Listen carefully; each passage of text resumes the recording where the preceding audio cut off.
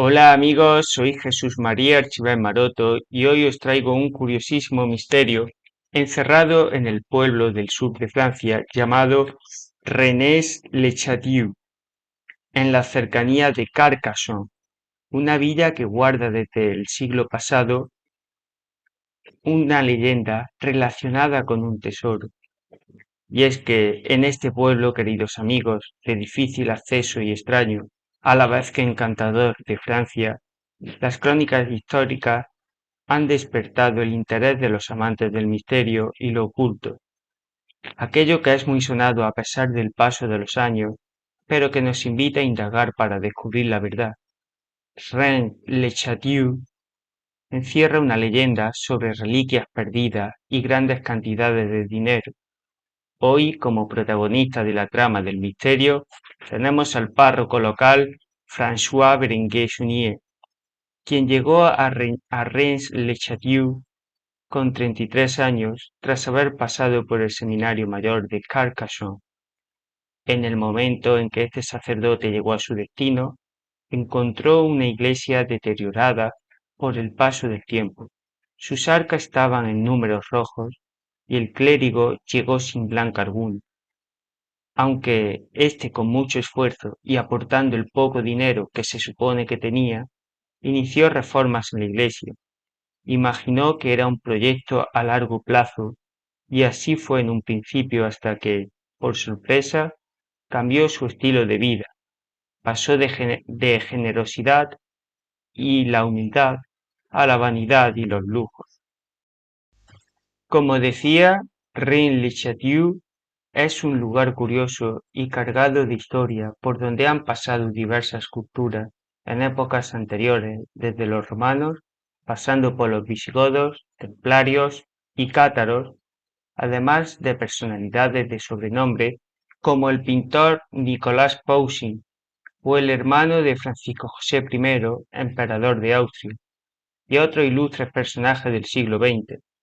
Volviendo a la historia del párroco, este dejó marcado en su diario que había encontrado un tesoro, pues durante las obras que se realizaban en la parroquia, según algunos autores, Sunier apreció que debajo del altar de la iglesia, situado a la espalda de los fieles, se encontraba algo de gran valor.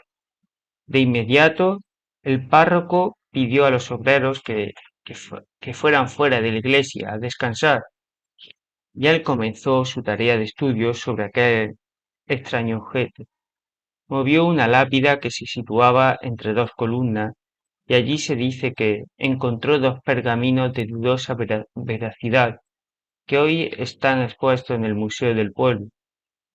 En uno de estos pergaminos se muestra el árbol genealógico de la dinastía merovingia, cuyos miembros, según algunas leyendas, son descendientes de Jesús de Nazaret.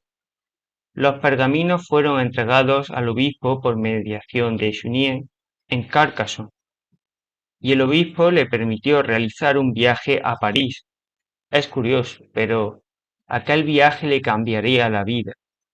El párroco, más allá de pasar unas vacaciones como un multimillonario las pasa hoy día en Ibiza, pasaba horas y horas en Musée del Louvre, observando el cuadro de Pastores en Arcadia del majestuoso pintor del siglo XVII Nicolas Poussin. Un cuadro con una extraña peculiaridad, pues este representa un paisaje en cuyo centro se representa un sarcófago con una inscripción que reza Et in Arcadia ego, es decir, y en Arcadia estoy. No solo esto era lo que llamaba la atención de aquel párroco, sino que, además, según este, apareció dibujado en el fondo del paisaje su pueblo, Rennes-le-Château. Al regreso de su viaje de París, una vez ya establecido en Le Château, donde era párroco, el clérigo no parecía ser el mismo. Volvió como si se tratase de un rey de la época, pues no tenía ningún tipo de problema económico y finalizó una cara y extraña restauración de la iglesia denominada Iglesia de la Magdalena. Ahora ese humilde clérigo era una persona acomodada, tenía un comportamiento insólito, pues pasaba los días estudiando piedras que se encontraba en sus largos y solitarios paseos por la zona. Según narra algunos testimonios, se dice que gastó unos 15 millones de euros actuales en construir una residencia con jardín, un belvedere y la Torre Magdala, destinada a utilizarse como biblioteca. El dinero le dio además para comprar terrenos, hacer donativos a la caridad y construir una carretera que conducía a aquel lugar perdido de Francia. Al conseguir facilitar el acceso al pueblo, logró atraer a turistas de categoría. Muchas personas influyentes de la época pasaron por Le Château y, siendo generoso, ofrecía su casa, o mejor dicho, su mansión, a muchas personas para que se hospedasen en el lugar.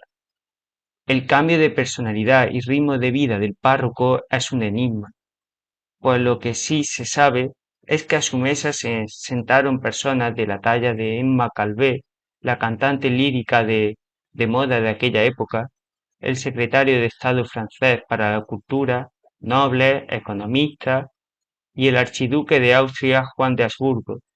Pero esto no es todo. Tras la muerte de Saunier, han llegado a esta zona perdida de los mapas personajes como el presidente francés François Mitterrand, Marlène Dietrich y Grace Kelly, entre muchos otros. Por otro lado, en la historia también entran los nazis, enamorados del esoterismo y los objetos sagrados escondidos por el mundo. Heinrich Himmler condujo a la entidad pseudocientífica de las SS, denominada Anneberger, en 1943 hasta esta zona para llevar a cabo unas excavaciones. Se cree que estos querían encontrar el tesoro de Berenguer Suñé, pero para saber más sobre este misterio hay que estudiar la iglesia dedicada a María Magdalena.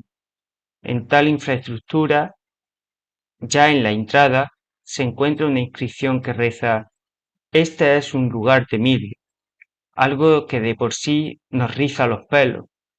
En su interior se encuentran unos extraños jeroglíficos que referencian los misterios del antiguo Egipto. En el ámbito decorativo de la iglesia cuenta con un demonio denominado Asmodeo, sosteniendo una pila de agua bendita que en la mitología hebrea era el rey de los demonios y el guardián del tesoro del rey Salomón. También en la vidriera de la iglesia, más precisamente la que se encuentra ubicada sobre el altar, aparece representada la última cena, con una mujer sosteniendo una copa y postrada a los pies de Jesús. Se dice que es María Magdalena, quien es ignorada en los textos evangélicos. Todos estos signos tienen un carácter esotérico deslumbrador en una iglesia católica. Pues aquí no acaba el misterio. Un importante indicio que nos acerca más a la revelación del secreto de Suñé es la posición en la que se encuentran las estatuas, cuyas iniciales forman la palabra Grial. La Torre Magdala es una infraestructura singular elevada sobre el Belvedere. Contiene una amplia biblioteca con un extenso número de libros, encerrada en el perímetro de la casa y el jardín. Esta atalaya encierra otro gran misterio, ya que muchos se preguntan de dónde obtuvo el dinero Saunier para construirlo. Ya en su día el párroco no dio explicación alguna a tal empresa, ni de su solvencia económica. Es más, una vez fue sometido a juicio y suspendido ad divinis, y aun así no rompió su silencio.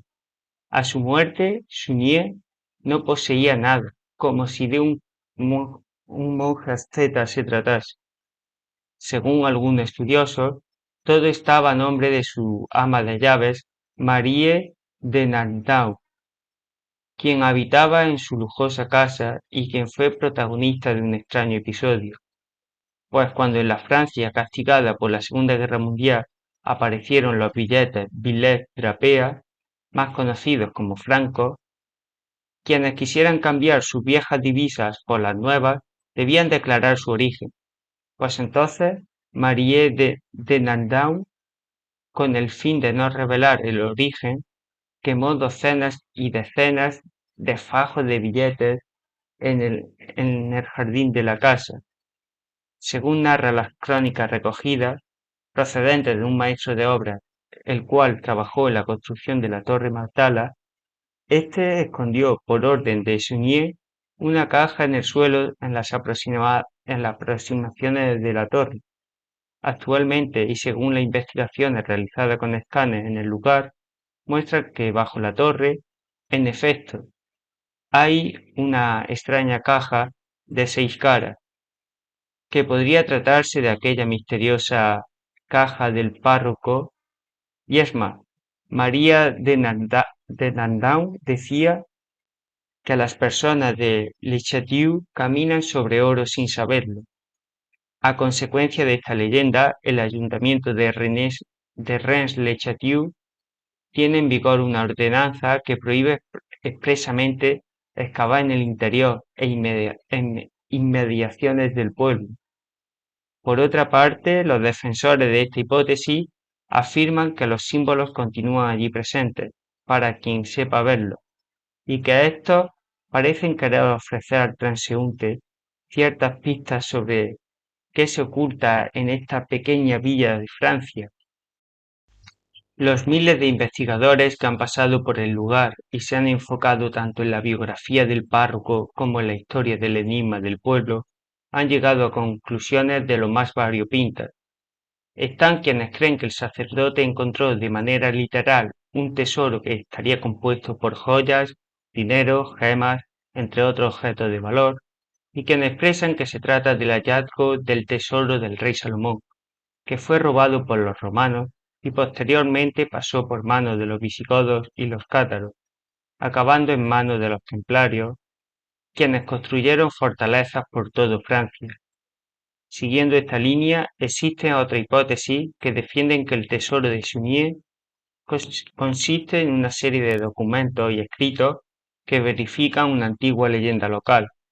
La leyenda cuenta que Jesús sobrevivió a la crucifixión y desde Palestina emigró al sur de Francia acompañado por María Magdalena, aunque la versión oficial que se mantiene es que fue únicamente María Magdalena junto con un grupo de hebreos quienes se asentaron en Francia. Estos se dice que son progenitores de la primera dinastía de Francia, los merovingios. El párroco, estando al poder de tales documentos, los vendió por una gran suma de dinero. Y ya para finalizar, para los más escépticos y racionales existe otra teoría, pues Berenguer Suñer simplemente fue un clérigo corrupto que hurtaba dinero de las donaciones de los fieles y se dedicaba al tráfico de misas, entre otras actividades delictivas. Sea cual fuera la realidad de este misterio encerrado en un pequeño pueblo y casi inaccesible del sur del país galo, no hay duda que ha levantado gran interés a los historiadores e investigadores de enigmas y a su vez ha inspirado a grandes escritores literarios para publicar novelas de gran éxito, como El Código da Vinci de Dan Brown. Esto es todo por mi parte, amigos. Nos vemos en el próximo vídeo. Hasta pronto.